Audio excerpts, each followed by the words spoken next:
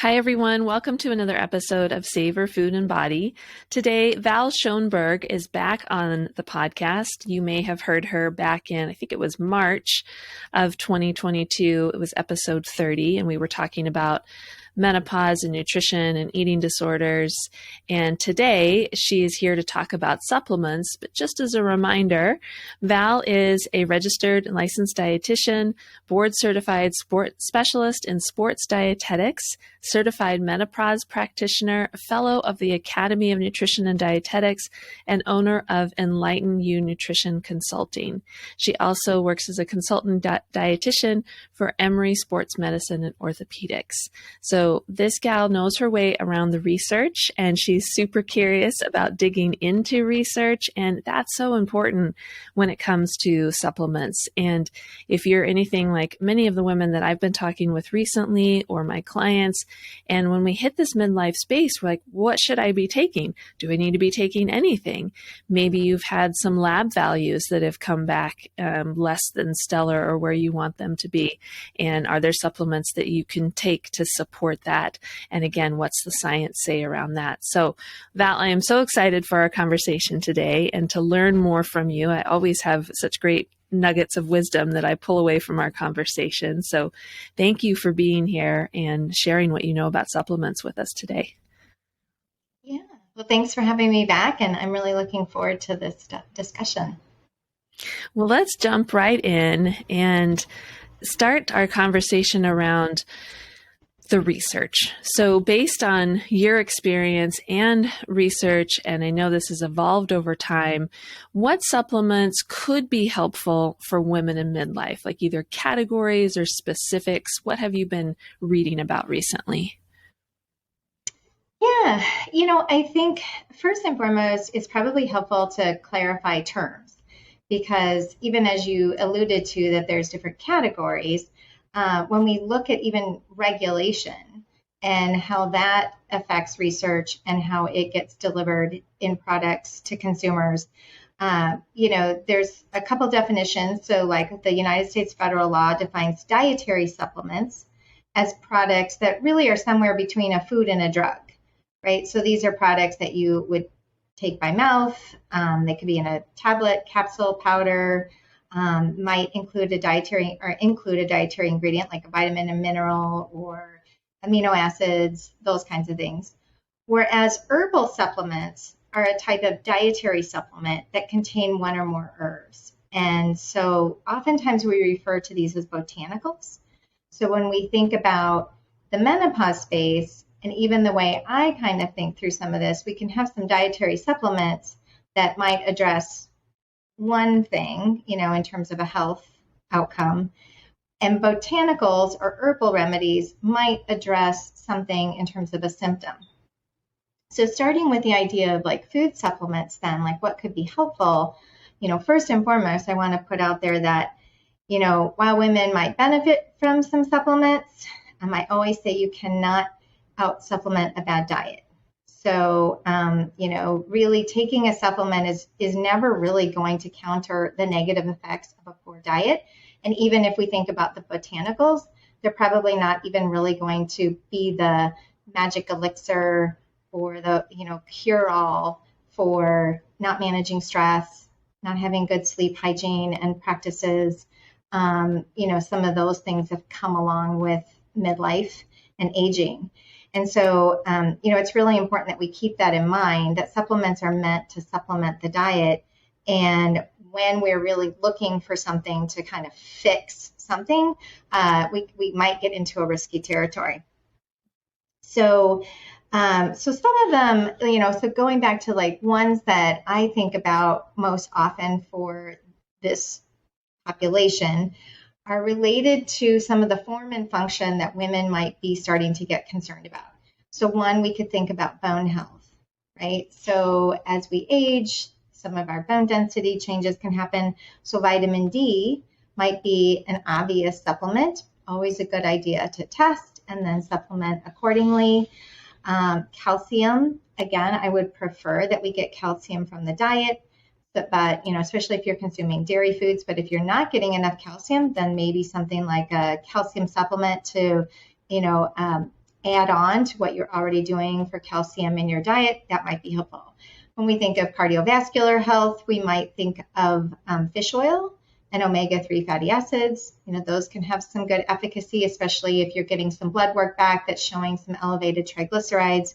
Fish oil, has some good, reasonable data to suggest that might be helpful, a good intervention. Or as we see with perimenopause, those later perimenopausal years into the early postmenopausal years, women often start to see some changes in Ldl cholesterol, which we think of as that quote unquote bad cholesterol. And there's a couple supplements like plant stanols, or even kyolic, which is, garlic extract. And that might be, kind of a harmless thing to try out before maybe you're venturing into something like a statin.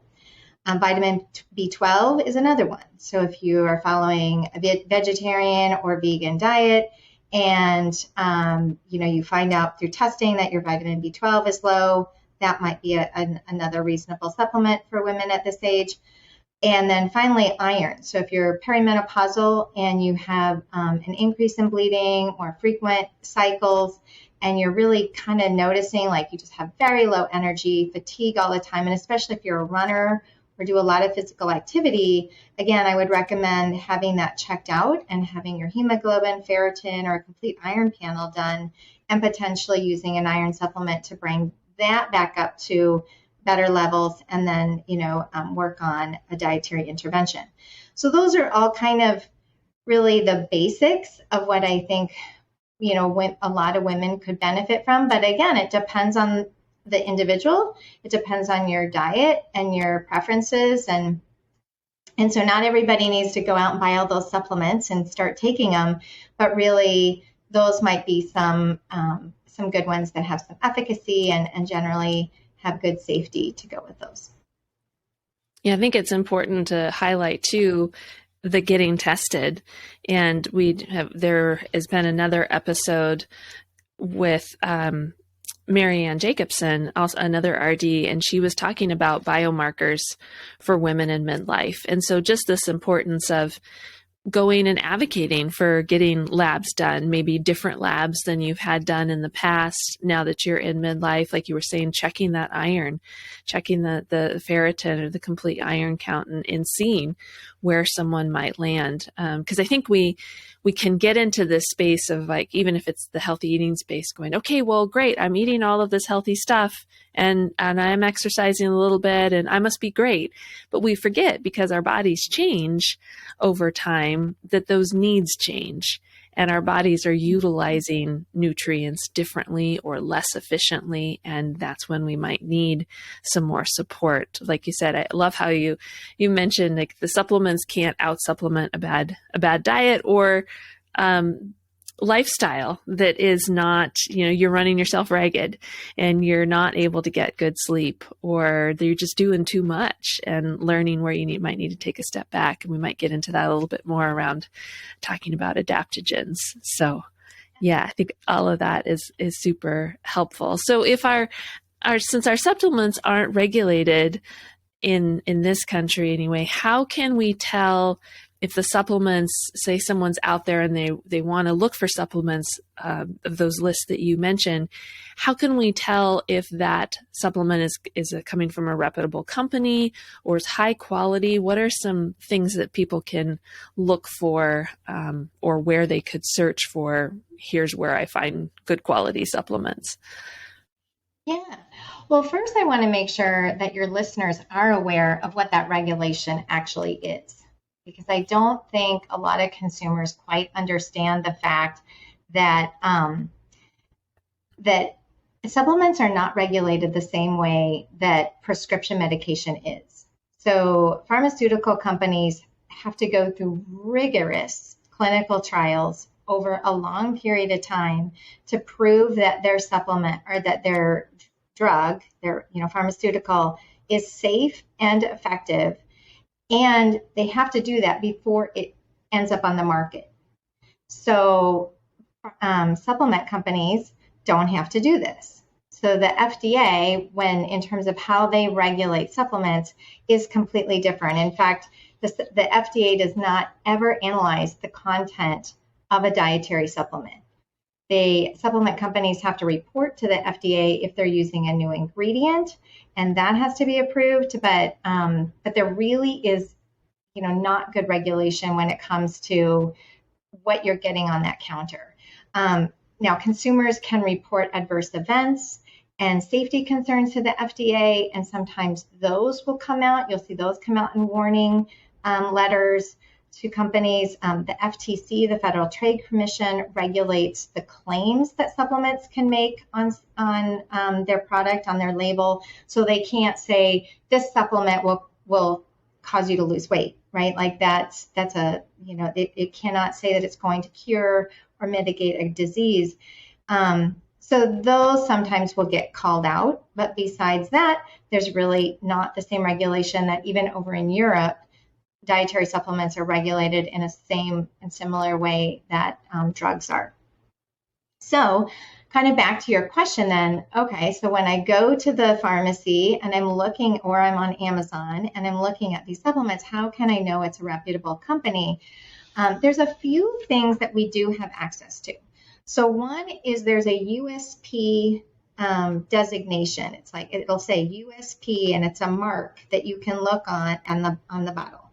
And that is for the United States Pharmacopoeia, and that's a nonprofit scientific group that basically, if the supplement company is putting that on their label, what they're saying is that that dietary supplement contains the ingredients listed on the label in the declared potency and amounts. So that's one thing you can use. The second is NSF. So NSF International is, again, a third-party organization that will evaluate, test different supplements, and then if a particular supplement has the NSF label on it, it would mean that NSF has reviewed that supplement. And in fact, we have they have a specific mark that's called NSF for sport. And so even those supplements will take a look at, has this particular supplement been tested and shown that it doesn't contain some of these prohibited substances that, like the NCAA or different athletes, need to be concerned about. It's still the athlete's responsibility, though, because even though that batch might have gotten tested, there's still not very good standardization when it comes to products in supplements. Right? It's not the same as our drug industry or pharmaceutical industry. But those are a couple of things you can do. There's also a couple other organizations. The National Center for Complementary and Alternative Medicine, which is part of the National Institute of Health, and I can send you these links. Maybe that would be good to put in the show notes. But this is a really nice free website where consumers can go in and search on any of these different supplements, usually by ingredients. So like, let's say someone says something to you about chasteberry. You're like, what the heck's chasteberry? You could go into that website and Google it, and it'll have like a nice little summary of what you need to know, some of the research around that, what are any if there's safety concerns, if any. And then a final organization that I would mention is the Office of Dietary Supplements. So we think of it as ODS. And again, it's another organization that supports research and communication to the general public. So it's a free access for consumers that you can go look up different information about supplements, and kind of will put in there some PubMed type research. Then there are third-party organizations that usually have a fee. So Consumer Lab is one I use that is great. Like, they do such a good job of really summarizing studies, so I don't have to go spend hours and hours on PubMed. I can just look it up and find what they're here's what we see is good. Here's some things that are concerning. Also, the Natural Medicines Database is another resource. Again, you have to pay to get access to that. But that's generally how I help my clients, is, just really looking at, what do we know? Like, what is this indicated for? What are some of how much research is there, if any? And what are some of the safety concerns, if any? That doesn't mean that it's still not maybe a good fit for someone, but I would rather people make an informed decision versus just thinking, it's just natural and therefore safe. And because I can go to CVS and buy it off the counter, it should be totally tested and fine for me to take in, and there's no problems. And that is not true. Yeah, I think getting those links too to include in the show notes would be great. There were a few of those that I've remembered either from grad school and like the paid ones, but I'd forgotten about some of those free ones. So that's really great because people are bombarded with a lot of information out there, and even just strolling through the pharmacy in Costco, and they think, well, it's Costco, they make great stuff. Like, here's my ginormous bottle of fish oil. This has got to be great, right? Mm-hmm. And so being able to go to some of those resources and look up of whatever, not always just the quality of it, but like you were saying, what's the reputation of that company for having in the bottle what the label says is in the bottle, right. And what the testing is done around that. But that's even kind of where I think there's some issues, because I know like really good companies, and I've had clients come to me and they will line up 10 bottles of here's all these things I'm taking. And I know that each of those are reputable companies, but now we've got a bunch of stuff in all of those bottles. And no one has tested the interaction of all of these different ingredients. Not to mention, maybe one bottle has some proprietary blend of something that we don't really, know the amounts of. A caffeine powder is one example. They don't have to list that on the label necessarily. And so there's so many unknowns. And I think the vulnerability with this market is that even when you look at the tests, like the research, the supplements you buy from the stores or online may differ from what the research was done. And I'll go into that a little bit, because I think that's what's really fascinating to me as I dig into this area and try to give really good information to my patients and my clients. But even when you look at the problems with the research that we have in supplements, because if you look at some good .org sites, most notably, you're probably always going to see more research is needed. Limited information, more research is needed is probably the standard statement. So why do they say that? And there are so many problems. So one, when you look at the midlife and menopause space, maybe even specifically with the botanicals, right? Because that's this emerging area that really has taken on steam once that 2002 Women's Health Initiative study came out, really scared everyone about the risks of breast cancer and some other cardiovascular concerns related to taking menopause hormone therapy. And so as a result, the supplement market has just exploded. And so what's happened when you really try to go look at the research, a lot of the studies are based on animals. And just like women are not small men, we are also not rats. So we really need to take that into account. And then if you look at the human studies, there's a limited number of human studies, and then there's a limited number of participants in the human studies. Sometimes I see people citing studies and they're like, 15, 20 something year olds, or even, 20, and they're all adult men. And then they're applying that to, say, a 60 plus year old woman in terms of why that might be a good idea. And we can't necessarily do that.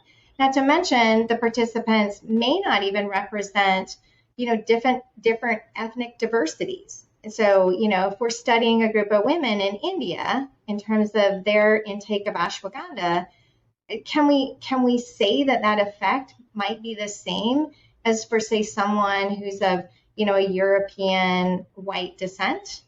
Maybe, maybe not, right? So that's kind of that variability. A lot of the studies are short duration and they have a very limited follow-up time. So then that brings into question safety. Like, we don't have any long-term data on safety.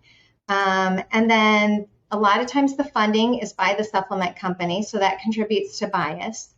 And they're not ultimately a lot of, if any, rigorous, double-blind, random controlled trials with a placebo. I think it was one particular supplement I was reading a review about, and they had started with 200 and some studies, right? Clinical trials. And they pared it down to, say, 34 studies they could actually review in a meta-analysis. and only 4 of those had placebo. So, I mean, it's kind of take into account that this isn't really the best research to make some of these decisions on. And women experience menopause symptoms differently. So when someone says, oh my gosh, this is the best thing ever, it really changed my hot flashes, someone else might just not think their hot flashes are that big of a deal. Or, even around the globe, the way women experience and talk about menopause is very different. So these are some of the challenges that we have. And so to document efficacy, especially when there is, limited data and limited safety data, I think is something we have to keep in mind, that we don't have the best studies to go with to begin with. And then is what you're buying off the shelf or from Amazon actually reflective of what even that study might have researched? Right. I hadn't thought about it that way. I mean, I think, some of it intuitively, but kind of goes back to that statement that I would often say to my students when I was teaching the culinary school, and we talk about research, and I'd ask the students, well, show of hands here, who was involved in that study? Of course, no hands go up. So we have to take the results of that study and still go take it with a grain of salt and test drive it for your own lived experience and see if that makes sense for you. And in this case, applying it to what are your lab results saying? Do you even need this? Do you even need to explore with this? And then, kind of the common sense of it, in that whatever ingredients the supplement company is using are hopefully they're similar to what was tested, but they're not likely the exact same thing, because there could be, I don't even guess like how many companies make iron supplements. They're not all going to be able to access the exact same thing that was used in the study. Like, that's the tricky part, I think, about nutrition science in general, right? It just, to do a study, it has to be so isolated and controlled, hopefully, to make it a decent study, but then applying that to the variable population that we are outside of the study, that our lives are not controlled like a scientific study is. So taking all that into context. I think the issue, though, is that we probably can control ferrous sulfate and vitamin D3 versus vitamin D2, right? So when we look at that research, it maybe is a little more standardized. I think where it gets confusing is when we start to look at these plants and botanicals and herbal remedies, right? Because so even, again, I'm just going to come back to ashwagandha. Like, that is, traditionally from the root of the ashwagandha plant. There should be no plants or no leaves or anything else in it. It needs to be at a certain ripeness at a certain time of its season. And so who's to say that, this season's harvest is the same makeup as last season's harvest? And, this is where we get into the it's natural and therefore safe concern, is that so many women think it's an herbal remedy. The language of it's been around for thousands of years, those kinds of things. In fact, I wrote this down. One particular supplement had said, herbal remedies said, the long tradition, they didn't have any safety data. So, this is kind of a quote. The long traditional history of using XYZ herbal suggests any serious long-term effects are unlikely, and daily ingestion of XYZ supplement is safe. So we're going to conclude it's safe because it's been around for thousands of years, when potentially the extraction process, the adulteration process, contamination, all of those different factors aren't necessarily what was happening 2,000 years ago when they were using and cutting off the root of a particular plant. So that's where I think we need to be, careful, curious, just aware, because I do see that there's just kind of this blanket statement of, well, you know what, we've been doing it forever, so it's probably fine. And ashwagandha, again, as an example, is one in particular where, oh my gosh, the growth has been tremendous. I think it's like 186% growth just in like most recent years. I don't have the exact data right in front of me. And so when you think about that, if you really look at, the farms over in India and in the, where this is being raised, right? It takes up land.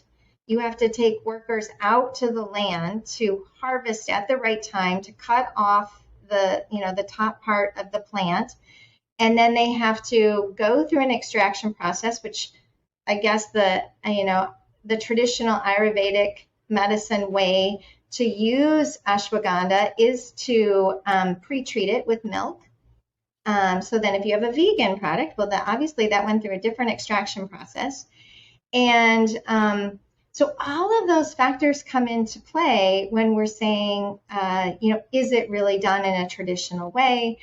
And how much land is it now happening? Right? Is it taking up?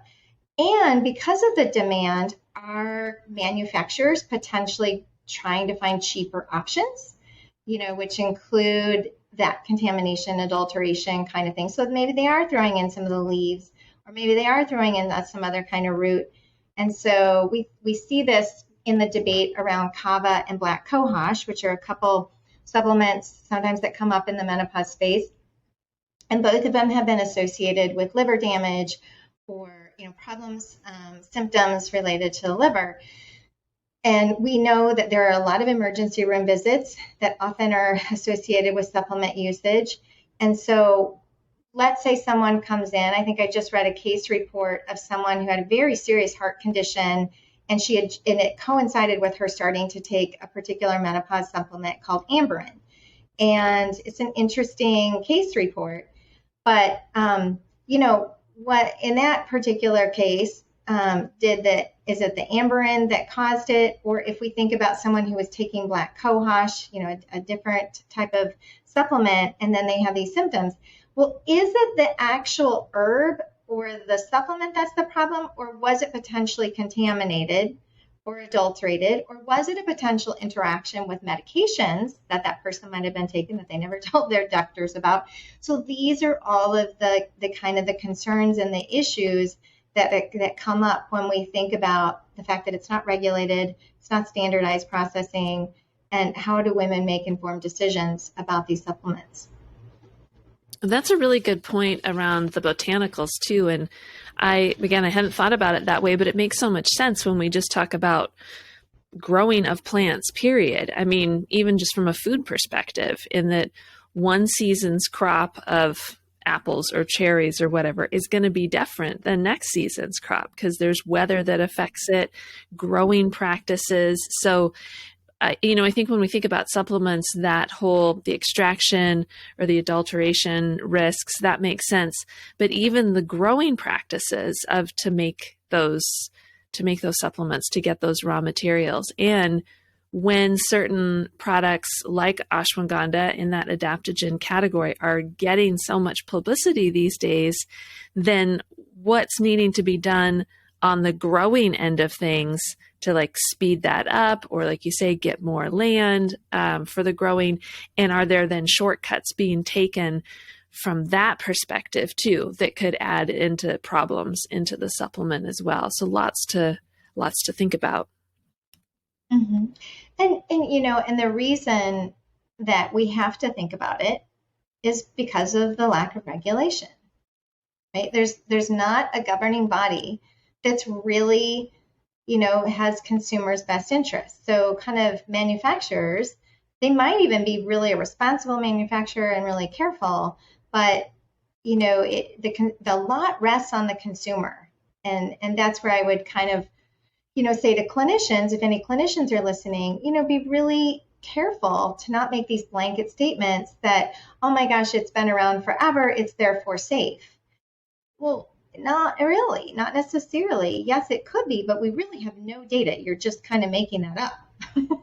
Right. And the world that we live in today, and like I say, growing practices today, is very different than how it was hundreds of years ago when natives were using, and indigenous people were using these plant remedies. It's a completely different world out there now, and in terms of what's the soil quality and all of that. So we can't, as one of my history professors used to always say, like, we can't look at something from 200 years ago and judge it with 21st century eyes or assume that it's the same in our 21st century lens.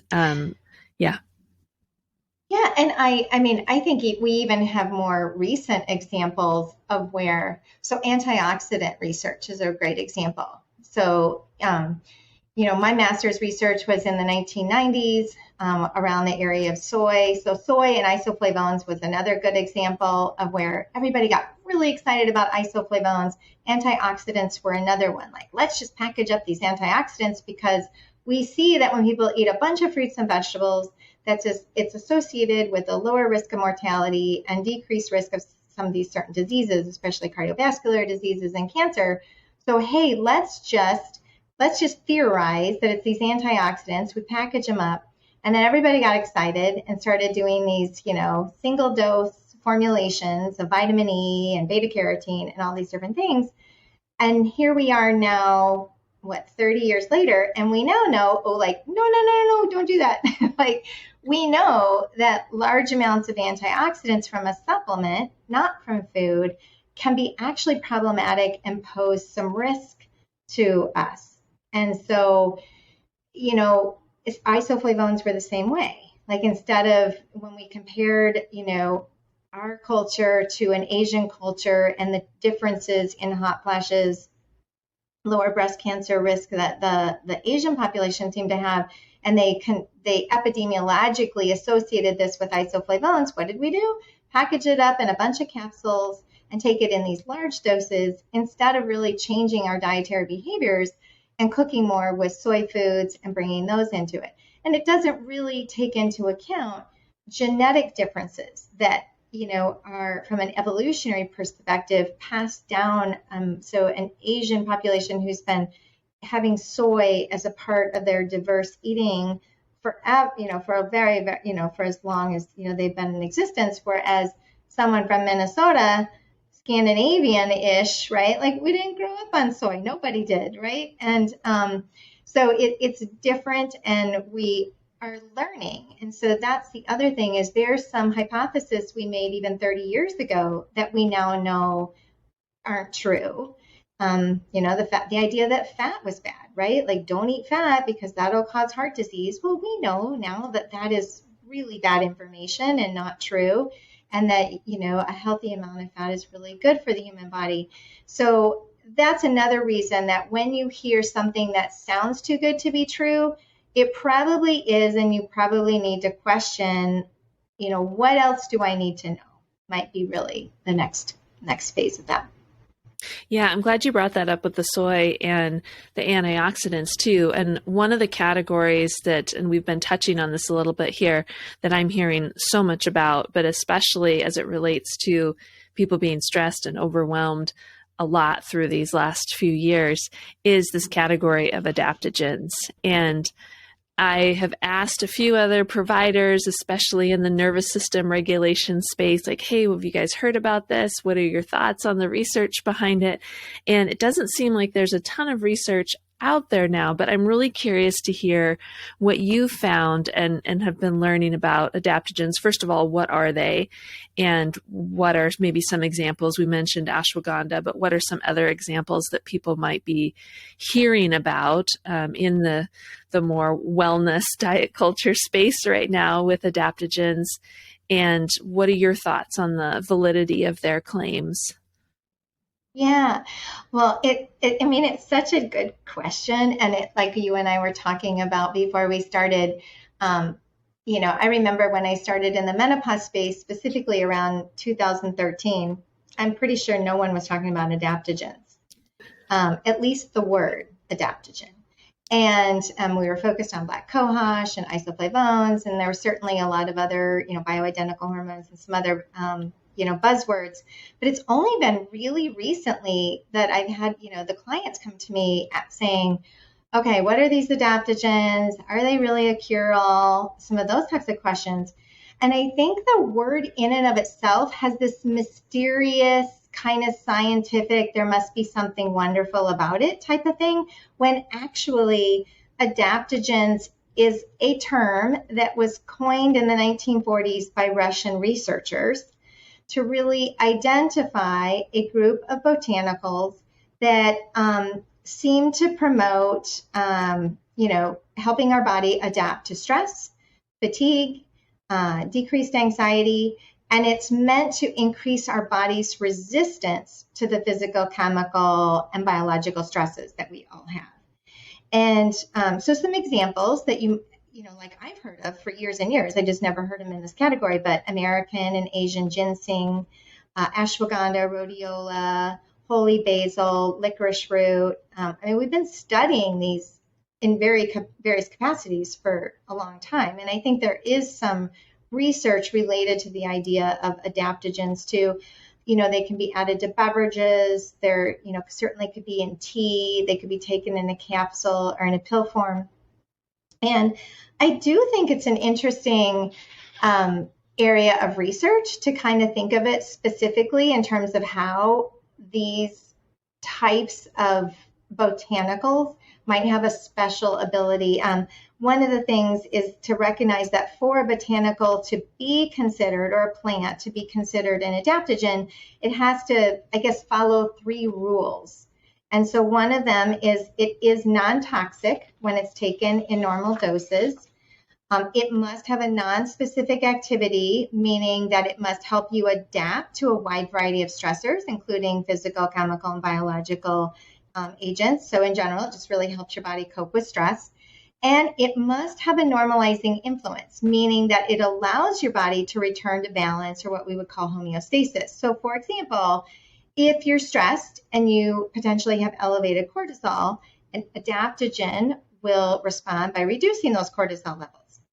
If you experience chronic fatigue with low cortisol levels, then an adaptogen will increase the level of cortisol in your body. So this is the theory that adaptogens build up a natural vitality and help you with improving your physical and mental capacity. So I don't know about you, but who doesn't need that, right? That does sound great. I don't know. I think we all are really, in a busy world, social media in and of itself, we're all very stressed. So I think the problem with it that I see is that adaptogens are claimed to be a cure-all, and they have been claimed to not have any side effects, no negative impact on sleep, no risk of creating addiction or intolerance or abuse. And when we think about safety, again, I read, quote, they've been around and used in traditional medicine for thousands of years, and thus you can take them for as long as you want without any side effects. And I think that's a risky statement because, again, back to everything we've just been talking about, I think ginger has actually been, garlic, as an example, is considered as having an adaptogenic property. But when you study garlic on its own, it doesn't have the same benefits as what we would see when we look at Indian medicine or, longer ancient medicine. And the theory, even when I've studied like spices from that angle, like from an antioxidant, anti-inflammatory, when you look at that research, what we learn is that the research always says, it's kind of never better than placebo. But why we see evidence in the real world is because of how those work along with lean protein, fruits and vegetables, whole grains, right? So it's this additive and synergistic of effect of whether it's spices or maybe some of, maybe an adaptogen in certain ways. But that's why I think why the research becomes, kind of hit or miss. And then there really are relatively few studies that are done in humans with limited sample size, lack of randomization. They're often recruiting young, healthy people. The studies fail to list the cultivar, the dosage, and other quality control measures that I've listed previously. So I personally think it's interesting. I think, maybe if you're really at your wit's end, really need something to help, talk it through with your health provider, consider, if that makes sense for you. But there still are interactions of these with other medications And especially for midlife and menopausal women who are on blood pressure medications, antidepressants, statins, we really have to be careful when we kind of do this. Oh, don't worry about it. There's no harm. I don't know that that's necessarily a true conclusion we can make. Yeah, I think that's our theme statement of this whole episode. Like, be Yeah. curious and Mm-hmm. and watch for your interactions, or just increase your awareness that there could be that Mm-hmm. natural does not mean 100% safe all the time. And it maybe is worth exploring with your care team, but really doing your own work around what else are you taking. What are some of those interactions that could happen? Looking at some of those resources that you referenced too, and we'll include those links in the show notes so that people could go and look on those links. Any of them, all of them, can they put in like, I'm taking X, Y, and Z? Would this counteract with a certain botanical or an herb? Can they do that type of research on any of those links that you mentioned? Not on the links that I just mentioned. I do go to a link called Drug Interactions. And in that one, you can put in, now I don't know if it would do a drug interaction with, say, some of the herbal supplements or the botanicals, but like, let's say I have someone taking an iron supplement and they're taking a medication, you can put in those two, the supplement and the medication, and see, potentially some interaction. So I can send you that link as well. I'm not sure if it would necessarily work exactly as we're talking about it, but that's a great idea, right? Like where you could just put all that in. I think that it would probably be hard to even create that as an application though, because of some of the conflicting and not very reliable data. Like who wants to really bet their job on that?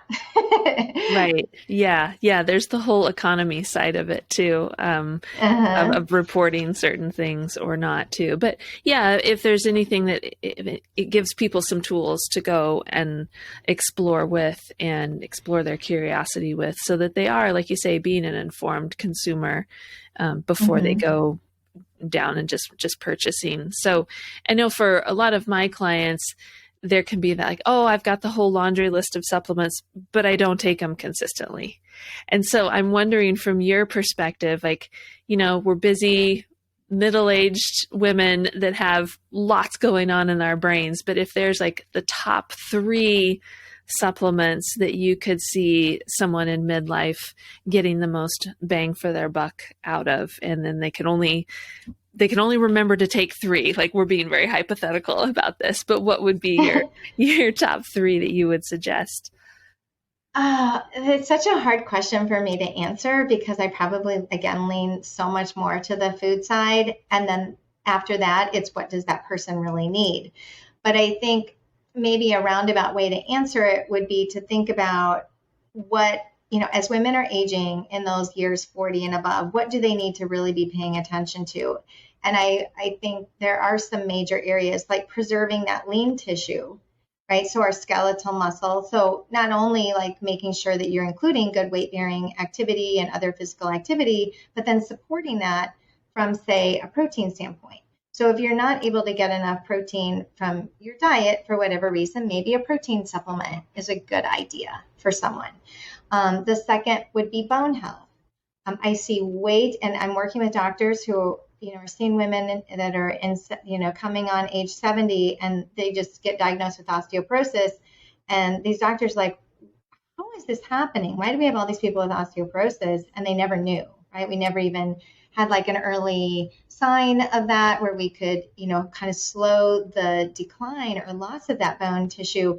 So with that in mind, recognizing this is a real problem for women as we're aging and we're living longer. So protecting our bones, again, weight-bearing exercise, good sources of protein, adequate intake, but this might be where vitamin D might be the one that I would make sure, have your doctor test your vitamin D. Probably, you might need something like that. And maybe calcium. Again, I would prefer that we try to get excellent sources of calcium from the diet first and foremost. And then the third area really is, decreasing our risk of cancer and certainly heart disease. And so I always think about with those, these fiber containing foods. So, high fruits and vegetables, our whole grains, bran, oats, all of those kinds of foods. So if you're really struggling to get some of those foods in, you might want to look at a probiotic. But again, I would really caution against just randomly going on some probiotic.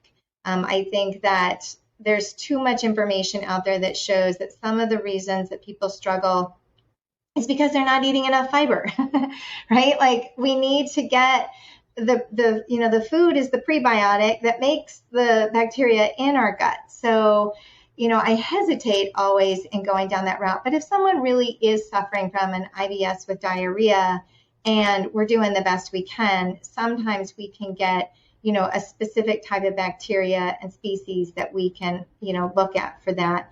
And then, I think I mentioned this earlier. I think sometimes fish oil, especially as, the lipid profile starts to take a life of its own on, that might be one to consider. So that's how I would probably answer that. Yeah, that's great too. And, just to reiterate, and this is something we mentioned right before we pushed record, is just encourage people to be curious consumers when it comes to supplements and be aware of, like you said, if a claim from, say, social media influencer or an advertisement that you see, if it seems too good to be true, then it probably is, but at the very least, it's worth your own investigation around it and careful consideration against everything else that you're taking, your life, the diet you currently have, and all of that, and kind of weigh all of this together before you go and you spend a bunch of money on something that you may or may not need. And just recognizing that it can be really seductive when we see some of these wellness influencers that are out there and they are really excited about the products that they're I want to say pushing. That makes it sound a little too salesy, but in some ways it comes across that way.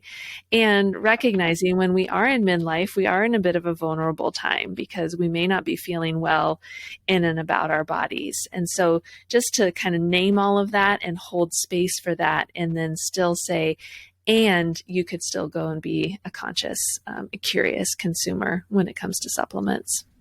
Yeah, I do think like if you have a health provider that is selling supplements, they're not really doing health providing anymore. They're a salesperson, and I think you may trust that person, so that might make sense. But I think if I was going to go buy menopause hormone therapy from my gynecologist, I would be a little more curious about, well, she's making money off of me taking this hormone therapy.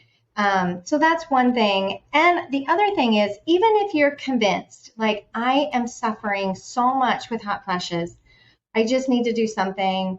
My gynecologist recommended black cohosh, and I'm just going to try it, even, as you got some information. Here's what I would recommend, whether it's black cohosh or any herbal remedy or supplement, is to start with one. Like, piling stuff on top of each other is where we get a little risky, but start with one, try it out for 4 weeks. Maybe that's 1 bottle's worth. Make sure you're aware of why are you taking it? What symptom have you been struggling with that you want to make sure it's helping? And then at the end of that little trial period for you, did it help? Do an assessment. Did your symptoms get better? Because maybe it did.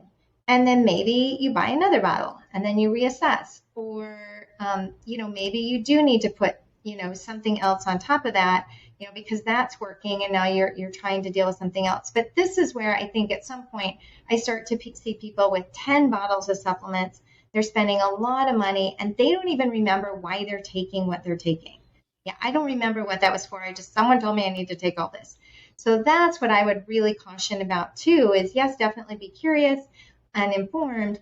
And if you're going to go down that path, really be attentive. Keep a spreadsheet if you need to about why you're taking something, what it was supposed to be for, and how is it going for you. And then maybe it will have a short maybe it's temporary. Maybe you just need it for a little bit of time, and then you can stop taking it because your hot flashes are getting better, because you're more postmenopausal, hormones have stabilized out, and then we don't have to be on it forever and ever. That's a really good point. I see a lot of those clients that have their whole bottles. I'm like, well, I started taking this back in such and such for this reason. I'm like, do you still need it? I mean, that's where I'm always advocating people, like, get your labs done at once a year at least, and see if you're still needing support, and be aware of your symptoms, right? That's part of your like staying in your body and noticing, am I still needing, like you said, the hot flashes support, or the night sleeping, sleep quality support and things like that, because our bodies keep changing. So to keep checking in with ourselves and say, is this still important for me to take? And if yes, okay, that's cool. But just keep doing that self-reflection and evaluation of this is what you need for your body. Yeah, and make sure that if you are going to start on some supplements, that you are staying up on your preventive health checks too. So what that means is going in for those yearly exams where they do a complete, metabolic panel, or the blood work where we are checking those liver enzymes. We are maybe rechecking vitamin D if you started taking vitamin D, and also doing that colonoscopy, that mammogram, all of those kinds of things. So sometimes I think there's a little bit of a health halo on the supplement industry, or taking supplements and nutrition. Like, I'm taking care of my nutrition because I'm taking all these supplements. And then people don't go do really the important preventive health care that's going to catch colon cancer early and is, kind of treatable. So I also see it that way, that, people just kind of think they're okay. And really, I want people to go in and get all that workup done as well. Yeah, all of those things, great tips to end on for sure. Val, to remind people, is there any place you'd like to send folks to continue to learn from you as they'd like? Yeah, I recommend just coming to my website at www.enlightenunutrition.com. I have a page dedicated to my approach and philosophy with midlife and menopause, as well as a couple groups that I offer for midlife women. I'm on a bit of a summer hiatus, but they'll be starting back up in August. And one of the groups is a free Hot Topics group that I know you've attended, and we have great conversation and can learn together. So those will be starting again in the fall. Yeah, I would definitely recommend folks getting onto that, because you do offer some great education and the chance to meet with some other women too and hear from their experiences as well. So all of that is really important. Thanks so much for being here again, Val. I think this has just been a wealth of information, and hopefully it gives women a little bit something more to think about, and as they go and think about getting supplements or herbal remedies. So I appreciate you sharing your wisdom. Awesome. Thank you for having me.